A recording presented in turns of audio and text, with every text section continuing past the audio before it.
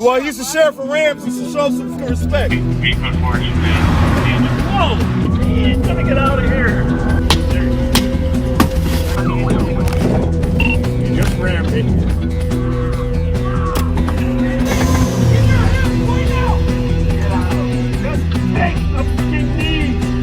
Whoa, Jesus. Stay in the car!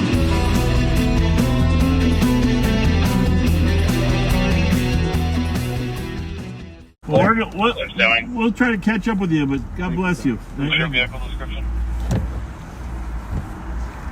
Payne and Jessamine. Eastbound Jessamine to Greenbrier. We lost sight of it. It's going to be a blue sedan, possibly a Honda Accord. But it's going to be or the a Sonata. Happy blue sedan, possibly Honda Accord. Let's see. Oh, there we go. We got. This is how fast things change in this job, from one thing to the other.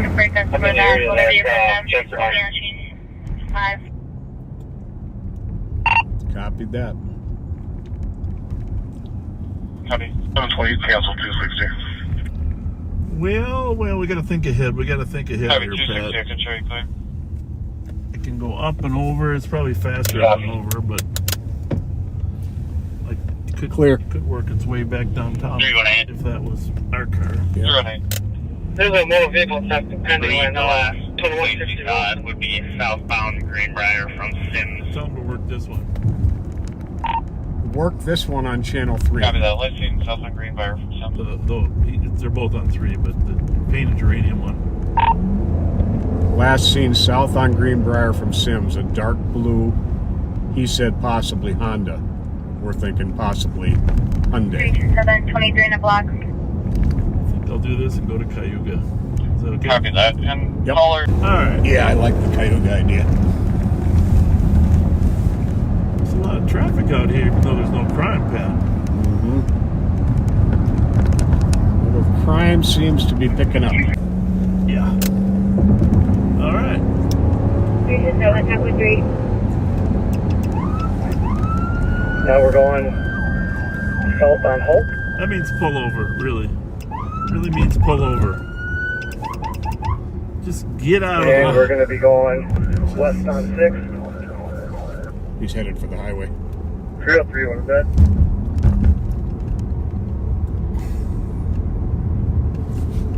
Yeah. Now we're going to be going Katie, did you run the plate? I want to hear what he says. south on Maple. Okay, good. That's good. Now we're in the game. Through 5th. Speed 24. Comes back as an old plate on a gray Honda Accord. Now we're going back towards 7th on Bates. Okay. Southwest. 1828 Berkeley North on Road Bates. to No, get back Colorado on 6. storage lot. North on West Bates. on 6. Coming down the hill. He's just blacked out. He's in. No. I think you're doing good. Yeah, but if it gets on the freeway, we're out of it. On Mariah. Southbound.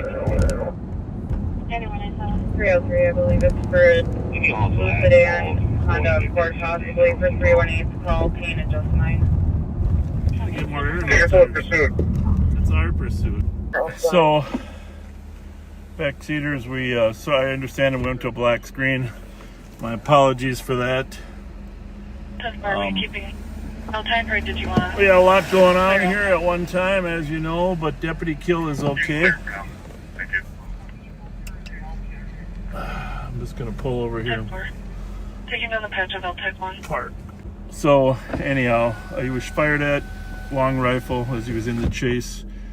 And one of the rounds struck the car, came in, left some shrapnel, might have even hit him. It came through the hood and through the dash. I'm going to get a picture of the hole. I'll show you later. But, After the last part, very scary situation, obviously. So St. Paul is going to help us handle the scene. All right, just a summary there, backseaters. Apparently, everything that's happened since we got here, I don't know how things got switched over, but you went to a different black camera. We apologize. Great news. Deputy Kill is going to survive this. There's at least 2 rounds fired at him with a long rifle. Pat found 2 casings down the street here from a rifle. The rifleman was hanging out the passenger window shooting at Kill as he was chasing him. You can't get any more serious than that. You know, and I hope you'll share this story just so that your friends can realize how dangerous this job can be. But it came through the hood, grazed off part of the motor parts, and then came through the dash. We're not sure if he got hit with the actual bullet or some shrapnel. My guess is he got hit with the actual bullet. Could be. You know, just because of how it would make it through there. But obviously very lucky that he survived it. Lucky that one didn't come through the windshield. I mean, the thing is, this is like Donnie Rindo's deal up in Moundsview. You know, that bullet, where that bullet hit on the dash and it hit right on the hood, if it's 6 inches higher, he's dead. Yeah. The bullet's 6 inches higher, Joe Kill is dead. So, obviously, if we were still transmitting when he said, I'm hit, I'm out of it, nothing more terrifying than that. So just in summary, what happened, the St. Paul squad had seen this, what's believed to be a green Honda, but what's it registered to, do you know? The plate that I don't know that we want to say anything right now. No, but is it not where it registers, but does it register to a green Honda? Because that's what was seen. It registers to a Honda. Anyhow, originally the St. Paul squad was trying to stop a car at Payne and Jessamine. It fled from him. Joe headed into the area. He believed he picked it up. Now, granted, you know tonight there's been so many speeding cars that who the hell knows if it's exactly the same car, but believed to be.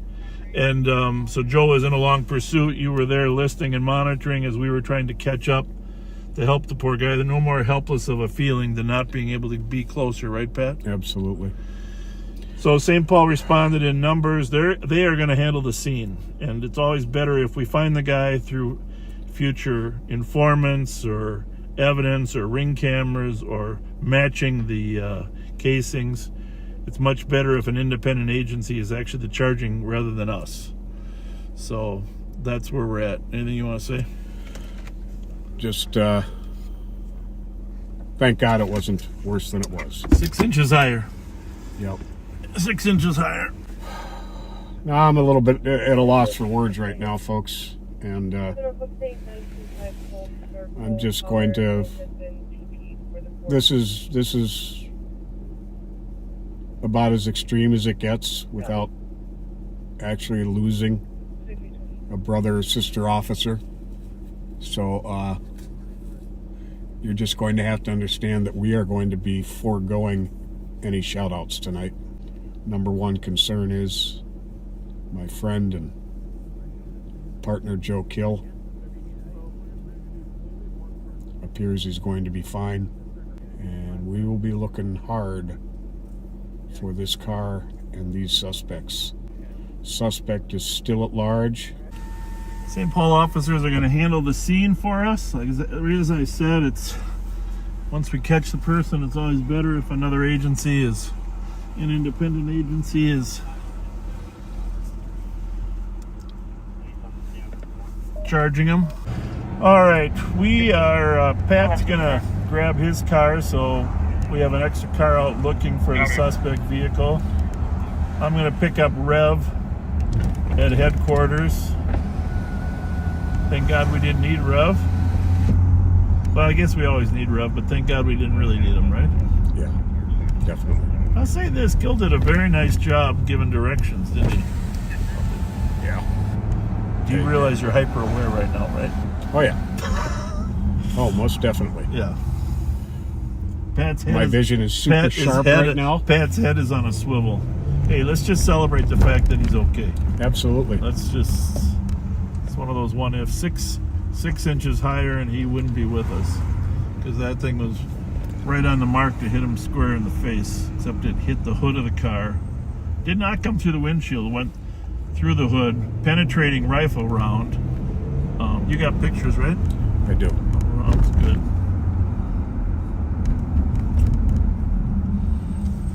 Yeah, reminding me of the Don Rindle situation. Big thank you to St. Paul Police Department for handling the case. It's, obviously they're looking through doorbell videos, see if they can get any more information from video, recovering casings. I'll tell you what, this is the thing about this job. There's nothing worse than trying to catch up and be helpful, and then hearing somebody say, I'm hit. I mean, and then not being able to get there instantaneously, right? Got that right. But, all right, folks. Well, you're going to be with Nicole now. Obviously, we're out looking for that vehicle. If you guys see it, please call it in. If you see it parked, if you see it driving, please don't approach it. Gun violence seems to be rising by the day. Our jobs seem to be getting more and more difficult and dangerous. So keep Joe in your thoughts. His family, it's a very difficult thing to go through. I don't wish it on anybody. All right, you guys are gonna have to be patient with us for the next little bit. Like St. Paul found that vehicle. Not sure if it's occupied or unoccupied. So if we're in and out for the next little bit, just try to be patient with us while we work through this. Great work by St. Paul finding the vehicle. Sounds like troopers are gonna be up in a minute. Not sure how long the vehicle's been there, but my guess is that they probably fled there almost immediately and then bailed. So they're working on formulating a plan right now to approach the vehicle. Now it sounds like SWAT's gonna come in with their Bearcat. It's a heavy armored vehicle, so that makes things a lot safer for us when they're able to drive that up and check and see if the vehicle is occupied or unoccupied. I'm gonna assume that it's unoccupied, but there's always a chance that it isn't. So sorry there wasn't a ton to show or a ton to talk about. This obviously is a priority, and I'm sure you guys understand that. And it sounds like armor is supposed to be on scene, so I think they're going to take this alleyway into the west. So you guys will see that here. They're just turning on our street now, so.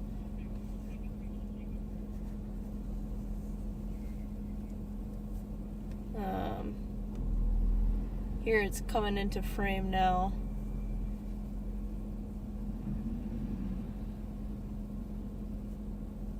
It's St. Paul's Bearcat. Just another great tool to be able to use to keep everybody safe. And it's so close. They keep it downtown, so it's so close to here that your incident has been doesn't updated. cost much, or we gain a lot from having it on scene. So they'll load some up in here. They'll drive down and grab some of the other guys that are posted up down there. These armored vehicles are super cool. There's a ton of technology in them. I've never driven them, but I hear that they're not the easiest things to drive around. Sergeant Suki's doing a lot of driving right now for the SWAT team since he's kind of on light duty. So it definitely takes a little bit to do a skill. You see the guys putting on armor as well as strapping up helmets and strapping up gas masks onto their legs. Just a good way to be prepared. They'll throw on extra plate carriers over top that are rated for rifle rounds. It's just extra protection over top of our bulletproof vests. They got super nice floodlights on that thing. You can see how bright it is. Really will light up a car. Hey, backseaters, I know a lot of you would like to keep watching the officers in the Bearcat, but we don't like to let our tactical skills be seen and known in case there's bad guys either in the car or near the neighborhood. So it was great that Nicole was able to walk you through that, but I pulled it back now just for St. Paul's security purposes. we'll update you when they get to the car. But I did just speak with Joe Kill at the hospital, Deputy Joe Kill. They were going to take him up for x-rays. It appears that the most likely scenario is that after the round penetrated the hood and the dash, that it struck him in the strap of the bulletproof vest. Now, our bulletproof vests have material up to the top of the strap, not the very top, but up to cover our collarbone area. And it looks like his speculation and mine that the expended round went through the car and struck him in the strap of the bulletproof vest, which was over his collarbone, because he's having some discomfort there, moving his arm and head. But we haven't really done a thorough search to look for the expended round. You heard him on the air, maybe you didn't. He wasn't sure if he got hit with a round or shrapnel, but after experiencing that pain in his collarbone, it's most likely the expended round that went through the hood and the dash and hit him. So scary moments for him. He did try to duck once he saw the gun begin firing. We don't know the exact number of rounds, but multiple. 2 casings found. There's probably out there. But as you think about the officers in the Bearcat, think about your family member. You know, you saw the picture of the Bearcat in Burnsville, how long rifles can just do so much damage. And at some point, long rifles, you know, in the same spot potentially could penetrate. But just imagine your loved one right now, after 2 officers were killed, is in the back of that Bearcat going to approach the car. Now, we don't know that the suspects are in the car. We don't know that they're in a house. But if you can imagine, it's all hands on deck throughout the metro. Once the cops alert goes out, we've had departments all over call us regarding the car when it's been seen. We're tracking down the owner, of course. St. Paul will be processing that thing inside and out for DNA, fingerprints. You know, that car will be gone over from top to bottom. Likely there probably will be some casings in the car too. From the way that the passenger was hanging out the window, the casings may have come back into the car in addition to going outside. So I want you to imagine that your loved one is about to approach that car. But then secondly, imagine Deputy Kill's family and the impact that it has on him. I'm pretty close to Deputy Kill. I have to admit, he's like a son to me. And his daughter is a wonderful, wonderful kid. I'm not going to give her name on the air, but she's been at our house, friends of our son, and just a wonderful, wonderful child. And you can imagine, she did talk to him briefly, but you can imagine the impact this has on family. Of course, that's one daughter. He has 2 other daughters as well. One a little younger, and then one baby. So, but you can imagine the impact that it has on kids, especially after this last week of news. I do have Rev Spence with me. Hello, everyone. Bring a little God inspiration to our path here. Rev, you were watching. I'm sorry that everything went black. It wasn't intentional. Some people, I'm not unhappy that it went black, because it kept from exposing Deputy Kill the extra video time after he got out of his car, because obviously that was quite a traumatic experience. But, right. But I don't know, Rev. Anything you want to say? Well, I've been following closely, watching the comments, and Backseaters, once again, you're on the right page. We need to be praying for all LEOs, everybody that's out there. We need to pray one for another.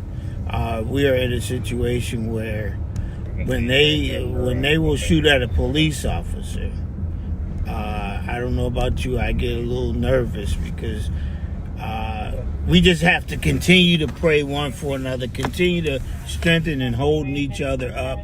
The negative talk is not needed at a time like this because, like the sheriff just said, remember the family.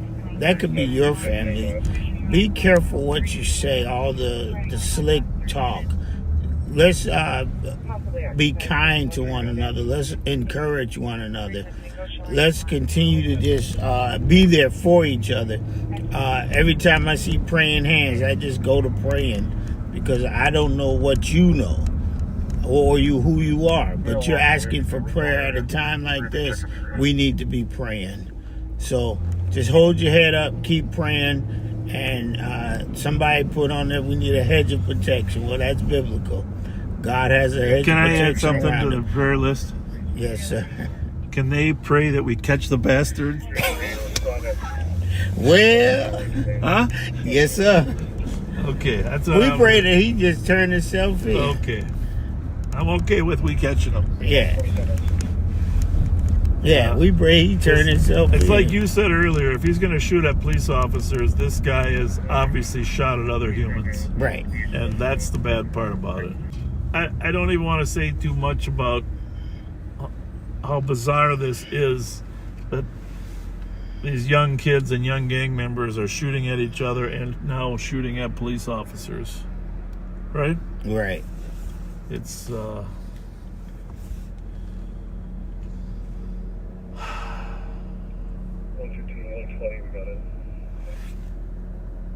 yeah. This guy has to go to jail, though. I mean, we're gonna need the help. And I know, I gotta tell you this. Eventually, there'll probably be reward, but I know a lot of the gangsters watch Live on Patrol. If you guys find out who this is and it's ops of some sort, let me know, and there will be a reward. If your ops is bragging about this on social media, if you know who this might be, turn them in for us, tell us, and we'll take care of you. We know a lot of these young gangsters actually watch late at night. Yeah, they watch because they come through and say hello to us downtown. So we know they're watching. Where's Bob? By the way, I don't know how much of the chase you heard on our air, but Kill did an amazing job, I think, keeping the streets straight. Yeah, we heard him all the way up to the end. We heard you all. We heard it on the radio. Yeah, and then all of a sudden he said, I'm hit, I'm out of it. So somewhere in there, I don't know if we hit buttons, jogged the cone or whatever. Who knows, maybe the video gods turned it off. But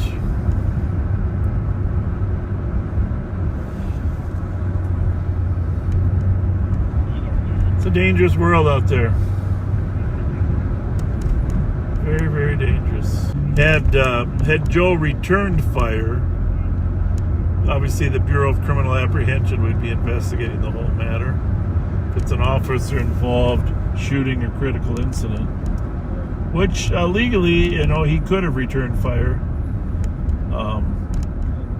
It's not always that easy to return fire from a moving car.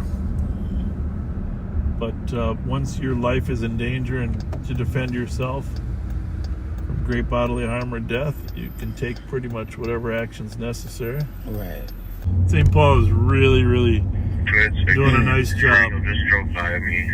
You're going west on Pacific, so 275 just putting some extra bodies and effort. Anytime an officer is shot at, you can count on other departments, but especially St. Paul, they really are all hands on deck, and we appreciate them. We did have our contract city cars down here helping to look for the car as well. Sergeant Joe Strattinger was kind of leading that charge, and then Sergeant Thomas Siegelstrom was off, but he came in. Obviously, actually, the entire CAT unit and the entire intelligence unit came to work as soon as they got the page, which was amazing. How quick they got in. This is a new dynamic that some of our criminals are adding into the mix. As everyone knows, there were 2 Burnsville officers and a Burnsville paramedic firefighter murdered 2 weeks ago this coming Sunday.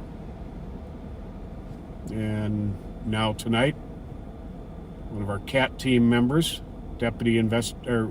acting sergeant actually, Joe Kill,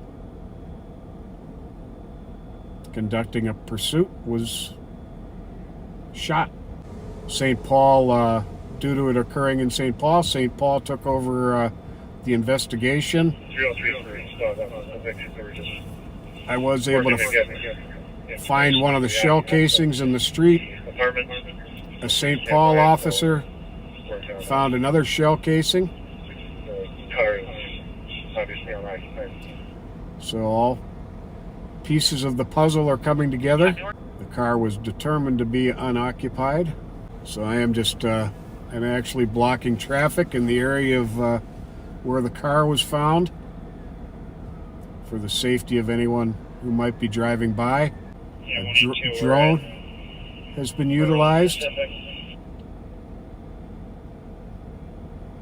An armored vehicle with St. Paul PD has been utilized. This is an all-hands-on-deck situation. A large contingent of St. Paul officers and a number of county deputies, the entire CAT team and intelligence unit are all in the game here. Just thanking God that Joe Kill, who's not only a co-worker but I consider a dear friend, thank God he was not seriously injured.